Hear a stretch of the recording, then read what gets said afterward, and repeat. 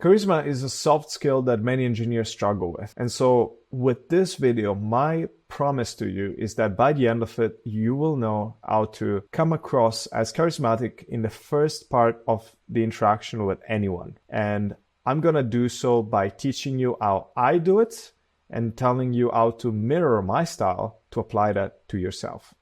Charisma is fundamentally a soft skill. Soft skills are not hard to learn necessarily. They're hard to explain. And the reason for that is because it's many small steps, micro steps, that make the other people feel like you're charismatic. Who am I to speak about this? Well, my name is Elia. I am from Italy. I grew up as a major introvert with no friends, getting bullied all throughout school and super introverted. The picture on the left is my lowest moment, being segregated from the group, struggling a lot with anxiety, with not having friends, and overall just having a really, really bad time. And the reason for why I make these videos is so that you don't have to go through the same things I did. Picture on the right is very much of the same, go in a trip to Scotland and being segregated, everyone else having a good time, me not so much. I turned my life around by working on my people skills. And the picture on the left is like me as a young buck still trying to figure it out. On the right is what I described the work looks like. You're just like chipping away. If you're like a statue, you're chipping away the raw pieces and trying to become better. At the end of the day, this is a personal development endeavor. And since 2019, I've been helping engineers with their dating lives. First of all, with cold approaching, and then with online dating. When COVID hit, we obviously couldn't go and talk to people anymore. And then obviously we went back to cold approaching as things reopened. When I was 17 years old, I set up some goals for myself. One of them was to find a model girlfriend.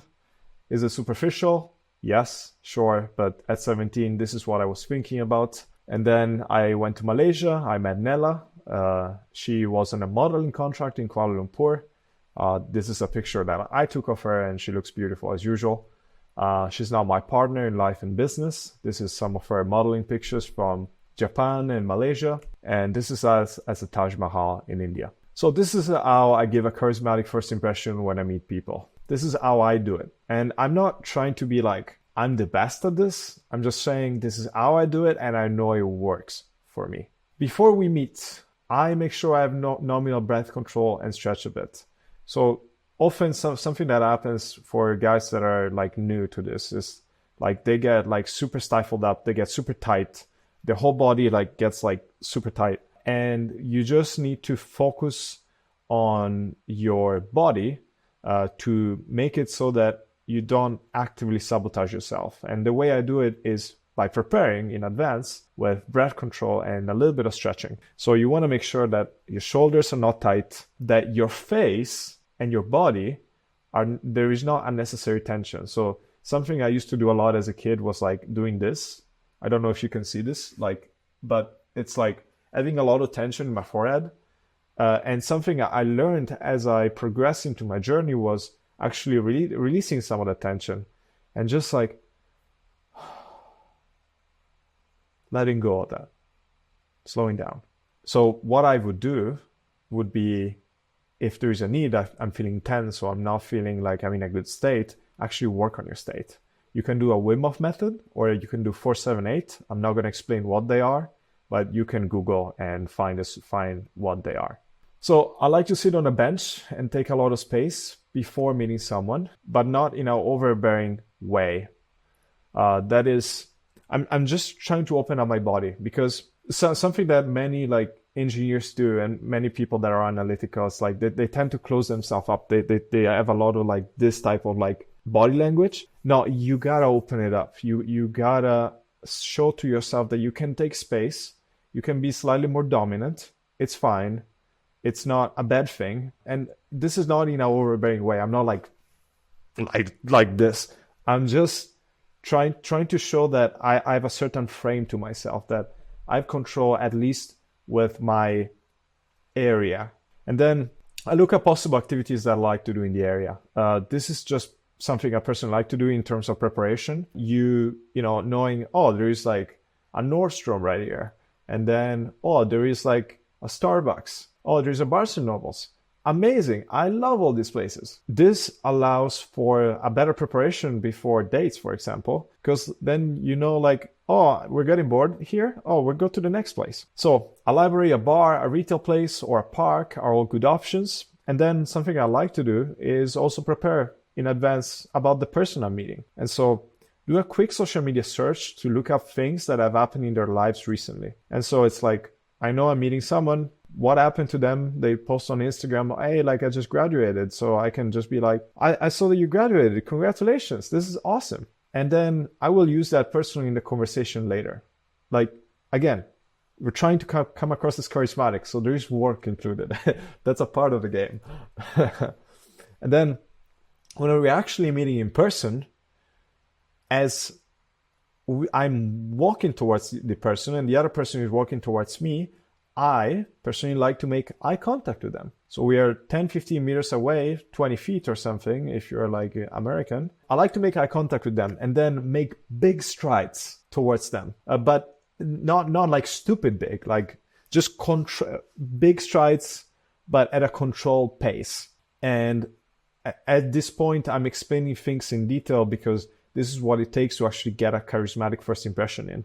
So all these things that I'm mentioning to you might be happening at the same time or might be happening at milliseconds distance from one to the other. So I want you to consider this as a whole picture that's happening that I'm just breaking down into the detail, not as something that's like 20 seconds pass and you add the big strides. No, all of this happens in a small period of time. I like to smile like a normal person with a big grin while maintaining eye contact. And so you're walking towards each other, big strides, controlled pace. I like to smile with a grin, like kind of like I'm doing that right now, and maintaining eye contact with the person. A big plus is if you can smile with your eyes. So I don't know if I can do it now, but the gist of it is when you smile with your eyes, there is like some wrinkles that get created here, and that comes across as genuine. It's a genuine smile. And so this is actually something you can learn. Crazy, I know. But you can actually learn this. You just got to practice in the mirror. And at some point you will see, oh, like this actually comes across as genuine. And this is something I recommend you try. And so recapping, walking towards each other, big strides, smile with a big grin while maintaining eye contact, smile with your eyes if you can, and then call them by name without being afraid that others hear you. Or hear me if this was me. So I'm meeting Nella, my girlfriend. We're going towards each other.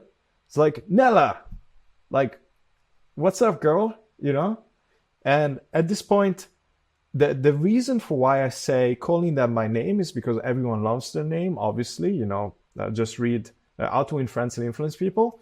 But also, without being afraid of others to hear me, this is kind of like more on the extroverted side. This is personally something I like to do. You cannot do it if you want to, but something I like to do is like creating a frame around the interaction that is being created. And so the frame can only happen if I put more energy into the thing. And so like call her by name, loud, not overly loud, don't be obnoxious, obviously, but like, this is our place. We're going to have fun.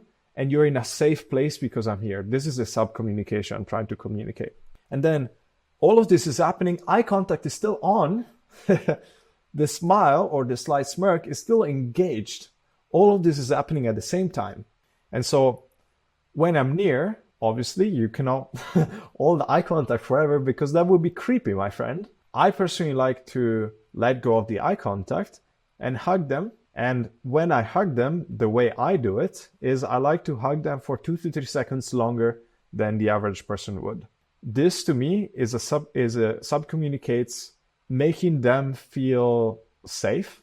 And then the way I like to hug is like 10 to 15% tighter than the average person would. Now, notice how the hugs are just slightly more than the usual. They're not overbearing. Like if you go for like 5 seconds, 10 seconds, that will come across as creepy. It's kind of weird. But if you're like 2 to 3 seconds longer, it's like, wow, that feels good. Like this person like seems to care about me. And then the tightness is like 10 to 50% tighter. You don't want to squeeze the person because like you guys barely know each other, but you want to go a bit more than usual. And then while maintaining this smile, I like to personally crack a joke or a compliment or both. This might be a joke about like, oh wow, like I love the way you, the compliment is like, I love the way that your hair matches your outfit. That's awesome. Like, well done. Or a joke is like, wow, you're so much taller than me. This is crazy. So this is personally the process for first impression charisma. And I know that this is just the first 10 seconds. Everything else that happens after just kind of follows this path, you know. And so you still probably want to maintain eye contact later into the interaction. You still want to smile, and all these principles remain, but I just want to show you the beginning. So recommendations about this. Preparation. You actually got to prepare, especially if you're not particularly good at this yet. Preparing is the thing that makes you good. And so don't skip it. And then have someone give you feedback on your smile, on your eye contact, on your walking, on your voice, and your hugs. This is all very important because if you're by yourself, it's a bit harder to actually like know whether the thing you're doing is good. And so whether you ask a coach, or whether you ask someone in your family, or whether you ask a friend, have someone actually give you feedback. This is going to help you incredibly. If you want to find a long-term girlfriend, what I can do in order to help you do so is I can help you review your first impression skills personally. Like I can literally do it myself. Hey guys, this is Elia from the future, and that is to say that we have reached our official capacity within the Ideal Partner Tester program. And therefore, as of right now, we do not accept any more testers. But do not fear, because we will be opening up again, this time with an official release. And therefore, if you're interested into finding a long-term partner as an engineer, I recommend that you fill out this waitlist form and you give us this information so that we can determine whether we are a good fit to work together. With this said, if you don't see this form and instead you see a link similar, for example, to something like this, or it could be Calendly, it could be OneSub, or something else. If you see a scheduler link, that means that we have slots that are open within the program to work together. And so if that is the case, you can completely disregard what I'm saying right now and go and book a call with me. Thank you for watching, and I hope to either contact you or talk to you soon. Ciao.